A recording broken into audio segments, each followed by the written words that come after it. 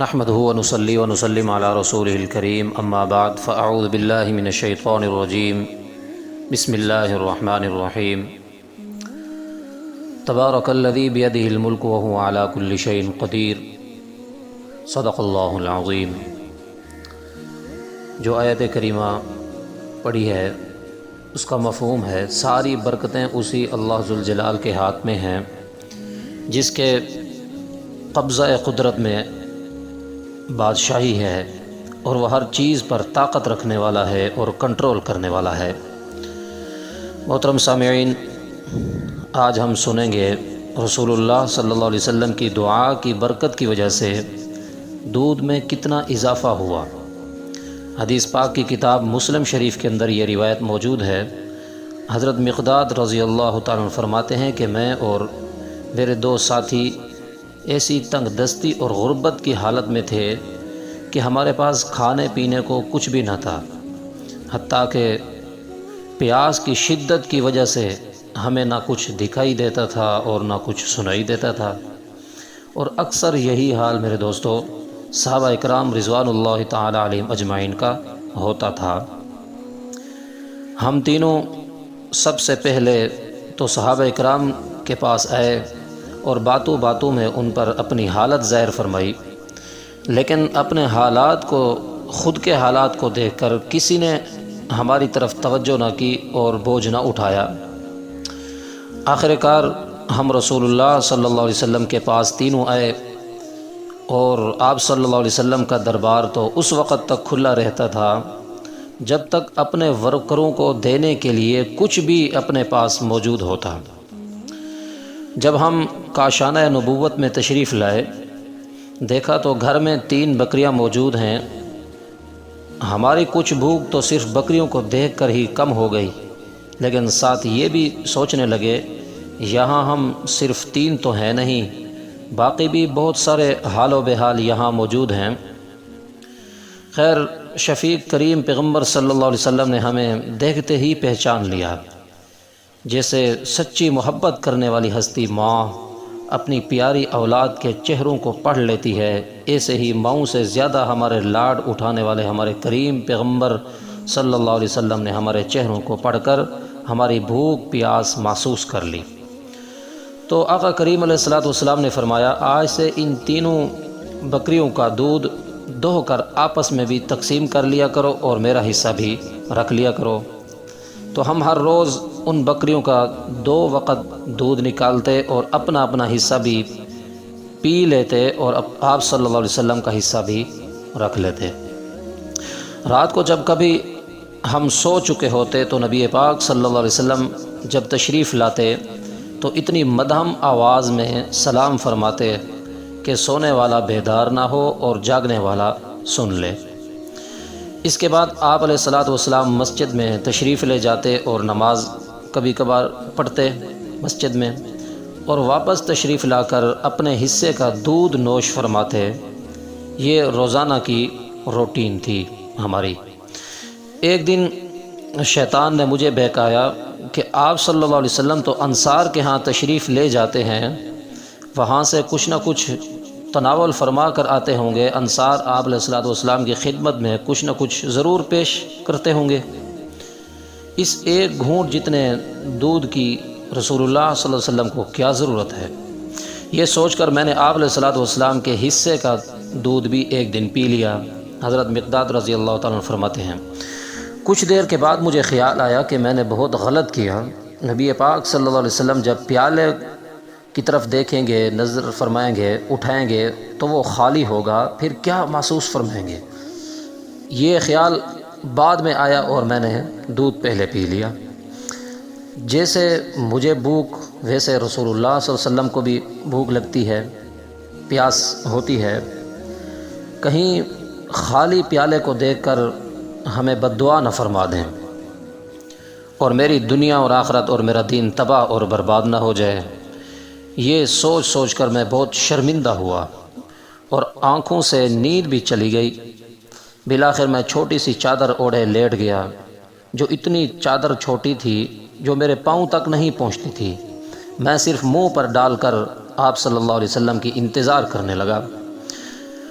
اور تھوڑی دیر بعد آپ علیہ الصلوۃ والسلام تشریف لائے۔ میرا دل دھڑک رہا تھا۔ آہستہ سے آپ علیہ الصلوۃ والسلام نے سلام فرمایا، میں نے سن لیا اور دل ہی دل میں سلام کا جواب دیا۔ جب رسول اللہ صلی اللہ علیہ وسلم اپنے حصے کے دودھ کی طرف، برتن کی طرف تشریف لے گئے، جب برتن کا ڈھکن اٹھایا تو وہ تو خالی تھا۔ آپ صلی اللہ علیہ وسلم نے دونوں ہاتھ آسمان کی طرف اٹھائے۔ جب میں نے رسول اللہ صلی اللہ علیہ وسلم کو دونوں ہاتھ آسمان کی طرف اٹھاتے ہوئے دعا فرماتے ہوئے دیکھا تو میں تو پسینہ پسینہ ہو گیا۔ میرے لیے کہیں بد دعا نہ فرما رہے ہوں، میں دل میں یہی سوچ رہا تھا اور مجھے یقین ہو گیا تھا۔ تو آپ علیہ الصلوۃ والسلام نے اس وقت یہ دعا مانگی جو میں نے سن لی، اللہم اطعم من اطعمنی واسق من سقانی، اللہم اطعم من اطعمنی واسق من سقانی، جس کا مطلب یہ ہے، یا اللہ جس نے مجھے کھلایا ہے تو بھی اسے کھلا دے، اور جس نے مجھے پلایا ہے تو بھی اسے پلا دے۔ تو میں نے یہ دعا سن کر اپنے دل ہی دل میں یہ سوچا کہ مجھے تو رحمت للعالمین سے امید بھی یہی رکھنی چاہیے تھی، اور ہر کسی کو ہوتی ہے۔ ادھر دعا ہو رہی ہے، ادھر میں چپکے سے بڑی احتیاط کے ساتھ اپنے مقام سے، جگہ سے اٹھا اور سوچا کہ جو بکری موٹی ہوگی اس کو میں ذبح کروں گا اپنے گھر میں۔ جب میں بکریوں کے پاس پہنچا تو دیکھتا ہوں کہ تینوں بکریوں کے تھن دودھ سے بھرے ہوئے ہیں، حالانکہ میں پہلے دہہ چکا تھا اور تینوں بکریوں کے تھن دودھ سے بالکل خالی تھے۔ تو میں تو یہ دیکھ کر حیران اور تعجب میں گم ہو گیا اور خوشی سے اچھلنے لگا۔ میں سمجھ گیا تھا کہ نبی پاک صلی اللہ علیہ وسلم کی دعا کی برکت کی وجہ سے تھنوں میں یہ جنتی دودھ قدرتی طور پر بھر چکا ہے۔ گویا بزبان حال میں نے کہا، سبحان اللہ، واہ یا رسول اللہ، واہ یا رسول اللہ۔ اللہ پاک کتنا آپ کا خیال اور لحاظ فرماتے ہیں کہ اپنے نبی کو بھوکا سونے نہیں دیا۔ تو میں نے گھر کا سب سے بڑا برتن اٹھایا اور دودھ دوہنے لگا۔ وہ برتن بھر گیا، جھاگ باہر نکلنے لگی۔ اتنا دودھ آج تک رسول اللہ صلی اللہ علیہ وسلم کے گھر میں جمع نہیں ہوا تھا۔ میں نے دودھ آپ علیہ الصلوۃ والسلام کی خدمت عالیہ میں پیش کیا اور کہا، یا رسول اللہ نوش فرمائیے۔ آپ علیہ الصلوۃ والسلام نے دودھ بسم اللہ پڑھ کر نوش فرمایا۔ میں نے کہا، تھوڑا اور پی لیجئے یا رسول اللہ، دودھ بہت ہے۔ پھر آپ علیہ الصلوۃ والسلام نے تھوڑا اور پی کر وہ دودھ مجھے عنایت فرما دیا۔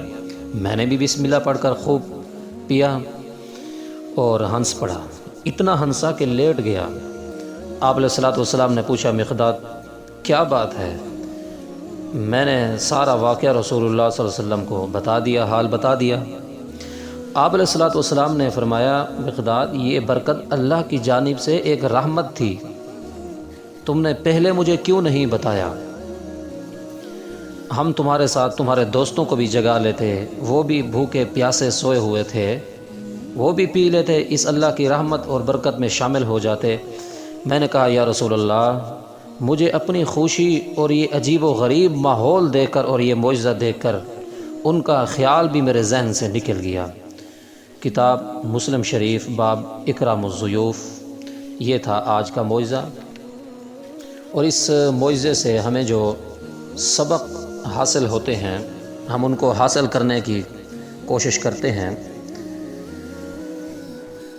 میرے بھائیو، اس معجزے سے ہمیں یہ سیکھنے کو ملتا ہے، پہلے نمبر پر یہ ہے کہ صحابہ پر جتنے سخت حالات آئے اور غربت دیکھی، برداشت کی، اللہ کا شکر ادا کیا، اللہ پاک کی ناشکری نہیں کی، لیکن حرام کاروبار اور حرام اور ناجائز کاموں کی طرف قدم نہیں اٹھایا۔ تو ہمیں بھی چاہیے کہ جب اللہ پاک کی ہمارے اوپر یہ آزمائش آ جائے غربت والی، تو یا کبھی کاروبار کے اندر بڑا کوئی فراڈ ہمارے ساتھ ہو جاتا ہے، دھوکہ لگ جاتا ہے، جھٹکا کوئی ایسا لگ جاتا ہے، پھر ہمیں چاہیے کہ ہم بھی حرام کی طرف قدم نہ اٹھائیں، ناجائز کاروبار اور ناجائز کمائی کی طرف نظر نہ کریں، خیال نہ کریں اور قدم نہ اٹھائیں۔ دوسرے نمبر پر یہ ہمیں سیکھنے کو ملتا ہے، امیری غریبی کا تعلق اللہ پاک کی رضا اور ناراضگی سے نہیں ہے کہ امیر سے اللہ پاک راضی ہے اور غریب سے اللہ پاک ناراض ہے، اسی وجہ سے غربت ہے، ایسا نہیں ہے، بلکہ امیری اور غریبی کا تعلق انسان کے امتحان سے ہے، زندگی کے امتحان سے ہے۔ کہ اللہ پاک یہ دیکھنا چاہتے ہیں، ظاہر فرمانا چاہتے ہیں کہ میں نے ایک بندے کو امیر بنایا ہے حالانکہ انسان، میں نے اس کو اتنا مال و دولت اپنی طرف سے عطا کیا ہے، میں چاہوں تو اس سے چھین بھی سکتا ہوں، لے بھی سکتا ہوں، لیکن یہ امیر بندہ، مال و دولت رکھنے والا بندہ میرے نام پر کتنا خرچ کرتا ہے، میری مخلوق کا کتنا خیال رکھتا ہے، غریبوں کا کتنا خیال رکھتا ہے۔ اور دوسرے نمبر پر غربت دے کر اللہ پاک یہ آزمائش کرنا چاہتے ہیں کہ غربت کے اندر میں اللہ پاک کا شکر ادا کرتا ہے کہ نہیں کرتا۔ تو ہمیں چاہیے کہ ہم اگر ہمارے پاس مال و دولت آ جائے تو ہم اللہ کے راستے میں خرچ کریں، اور غریبوں کو ہم نہیں بھولنا چاہیے۔ تیسرے نمبر پر اس معجزے سے جو ہمیں سیکھنے کو ملتا ہے وہ یہ ہے، ہمیں چاہیے کہ ہم گھر یا محفل اور مجلس میں جب بھی آئیں تو ہم سلام کرنے کی عادت بنائیں، ہم اپنے بچوں کو بھی یہ چیز سکھلائیں، اور سب سوئے ہوئے ہوں تو بھی ہم آہستہ آہستہ ہمیں سلام کرنا چاہیے، زور سے نہیں، آہستہ آہستہ۔ اور دوسرا یہ ہے کہ مسجد میں سلام نہیں کرنا چاہیے تاکہ نمازیوں اور ذکر و اذکار اور دعا کرنے والوں کا دھیان آنے والے کی طرف نہ ہو جائے، اور نماز سے اور ذکر و اذکار سے ان کا دھیان اور خیال ہٹ نہ جائے۔ اس لیے احتیاط کرنی چاہیے، مسجد میں سلام اگر کرنا ہو تو آہستہ کرنا چاہیے ہمیں، یا پھر زور سے نہیں کرنا چاہیے، یا پھر بالکل نہیں کرنا چاہیے۔ اور چوتھے نمبر پر ہمیں یہ سبق ملتا ہے کہ قائدین اور بڑوں میں اپنے ورکروں کی خدمت کا جذبہ ہونا چاہیے، اور سب ورکروں میں برابری کا خیال رکھنا چاہیے، اور اگر کسی ورکر سے کوئی غلطی ہو جائے تو خوش اخلاقی، رحم و کرم، عفو درگزر کا ہمیں معاملہ کرنا چاہیے، گھروں میں بھی، دکانوں میں بھی، معاملات میں بھی، کاروبار میں بھی، مساجد میں بھی، مدارس میں بھی۔ اور پانچویں نمبر پر ہمیں یہ سبق ملتا ہے، علماء، اساتذہ اکرام، ائمہ اکرام، بزرگوں کا احترام اور عزت کرنی چاہیے، اور ان سے دعائیں لینی چاہیے، ان کی بد دعاؤں سے ہمیں بچنا چاہیے۔ چھٹے نمبر پر ہمیں یہ سبق ملتا ہے کہ بغیر پوچھے کسی کی کوئی چیز ہمیں نہیں اٹھانی چاہیے، اور یہ اگر ہمارے اندر عادت ہے تو اس کو ختم کرنا چاہیے۔ اور چوری کرنا تو ویسے بھی حرام اور کبیرہ گناہ ہے، اس سے ہمیں بچنا چاہیے۔ اور ساتویں نمبر پر ہمیں یہ سبق ملتا ہے، جب ہم سے کوئی غلطی ہو جائے، خود سے غلطی ہو جائے، تو اگر کوئی غلطی کا بتا دے کہ آپ سے یہ غلطی ہوئی ہے تو اچھے طریقے سے اس غلطی کا ازالہ کرنا چاہیے، معذرت کرنی چاہیے، اور جلدی معذرت کرنی چاہیے، اور ہمیں غلطی مان لینی چاہیے۔ اس اچھی عادت سے تمام معاملات میں ہونے والے جھگڑے ختم ہو سکتے ہیں اور ہو بھی جاتے ہیں، جیسے گھر کے جھگڑے، خاندانوں کے جھگڑے، جماعتوں کے جھگڑے، مساجد کے جھگڑے، ائمہ اور مقتدیوں کے جھگڑے وغیرہ وغیرہ۔ تو ہمیں چاہیے کہ ہمیں رسول اللہ صلی اللہ علیہ وسلم کے ان معجزات سے حاصل ہونے والے سبق کو یاد رکھنا چاہیے اور اپنی زندگی میں لانا چاہیے۔ اللہ پاک سے دعا ہے جو کچھ پڑھا گیا ہے، سنا گیا ہے، اللہ پاک اس پر عمل کرنے کی توفیق نصیب فرمائے۔ آخر میں آپ کو یہ بھی بتا دینا ضروری سمجھتے ہیں کہ جب آپ اس ویڈیو کو شیئر کریں گے اور چینل کو سبسکرائب کریں گے میرے دوستو، تو نبی پاک صلی اللہ علیہ وسلم کے ہزاروں عجیب و غریب، دلچسپ، خوبصورت اور پیارے معجزات پر بننے والی ویڈیوز آپ تک سب سے پہلے پہنچیں گی۔ تو اسی وجہ سے ہمیں ثواب کی نیت سے چاہیے کہ ہم زیادہ سے زیادہ ان معجزات والی ویڈیوز کو اور ان معجزات سے حاصل ہونے والے قیمتی سبقات کی ویڈیوز کو آگے زیادہ سے زیادہ شیئر کریں۔ جزاکم اللہ خیراً۔